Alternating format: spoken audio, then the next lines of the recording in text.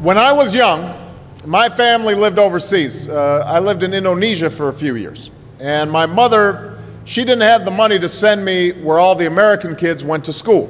But she thought it was important for me to keep up with an American education. So she decided to teach me extra lessons herself, Monday through Friday. But because she had to go to work, the only time she could do it was at 4:30 in the morning. But whenever I'd complain, my mother would just give me one of those looks and she'd say, "This is no picnic for me either, Buster." So I know that some of you are still adjusting to being back at school, but I'm here today because I have something important to discuss with you. My father left my family when I was 2 years old, and I was raised by a single mom who had to work and who struggled at times to pay the bills and wasn't always able to give us the things that other kids had. There were times when I missed having a father in my life.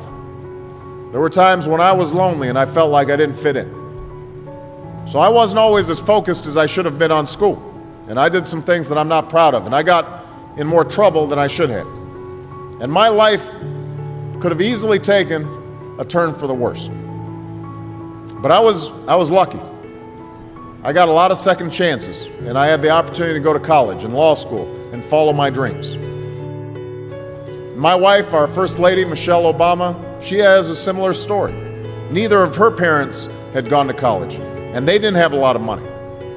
But they worked hard, and she worked hard so that she could go to the best schools in this country. Some of you might not have those advantages. Maybe you don't have adults in your life who give you the support that you need. Maybe someone in your family has lost their job, and there's not enough money to go around. Maybe you live in a neighborhood where you don't feel safe, or have friends who are pressuring you to do things you know aren't right.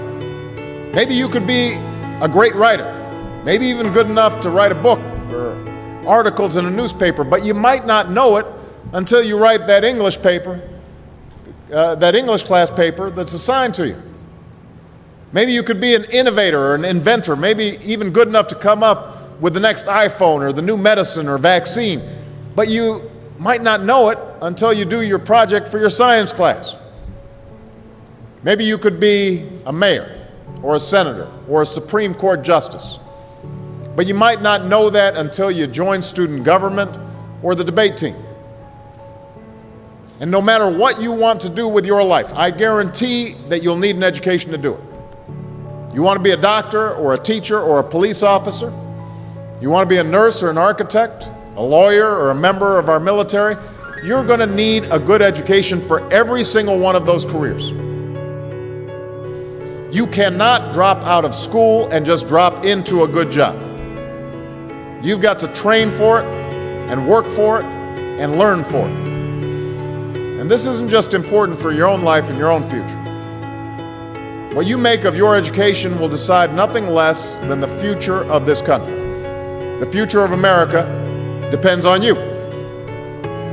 What you're learning in school today will determine whether we as a nation can meet our greatest challenges in the future. You'll need the knowledge and problem-solving skills you learn in science and math to cure diseases like cancer and AIDS, and to develop new energy technologies and protect our environment. You'll need the insights and critical thinking skills you gain in history and social studies to fight poverty and homelessness, crime and discrimination, and make our nation more fair and more free. You'll need the creativity and ingenuity you develop in all your classes to build new companies that will create new jobs and boost our economy. We need every single one of you to develop your talents and your skills and your intellect so you can help us old folks solve our most difficult problems. If you don't do that, if you quit on school, you're not just quitting on yourself, you're quitting on your country. Now, I know it's not always easy to do well in school. I know a lot of you have challenges in your lives right now that can make it hard to focus on your schoolwork. I get it. I know what it's like. But at the end of the day, the circumstances of your life, what you look like, where you come from, how much money you have, what you've got going on at home, none of that is an excuse for neglecting your homework or having a bad attitude in school.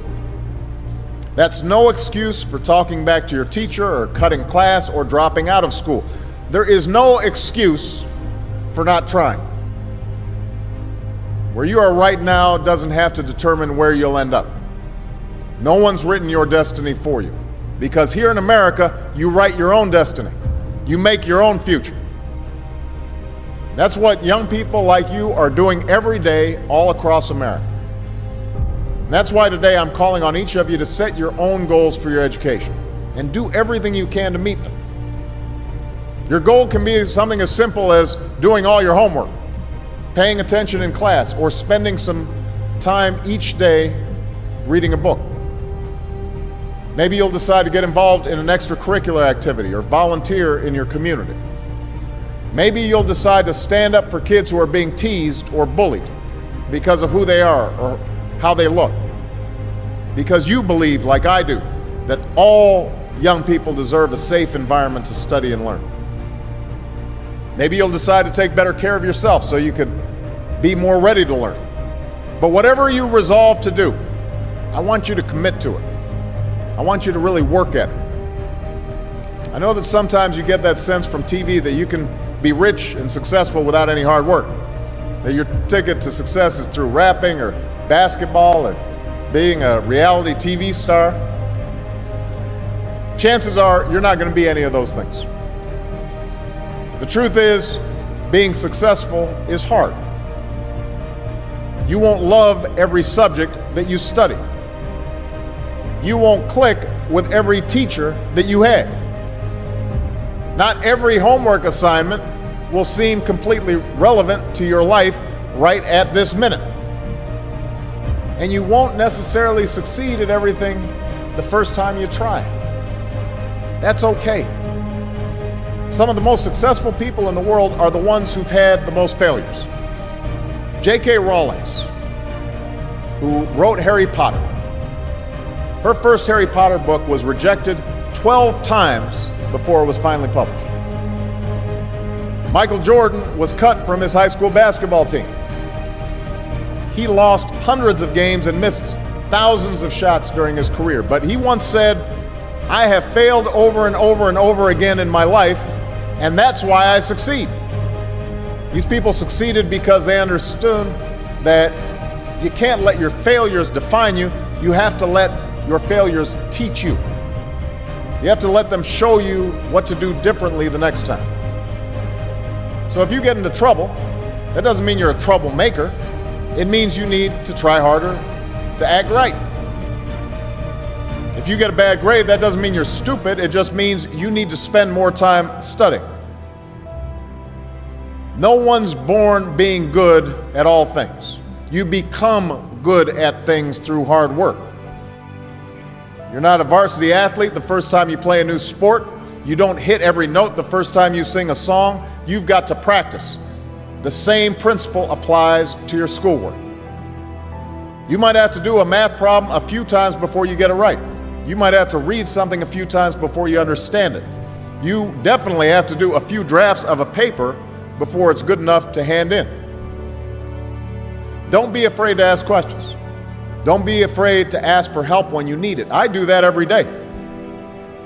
Asking for help isn't a sign of weakness, it's a sign of strength.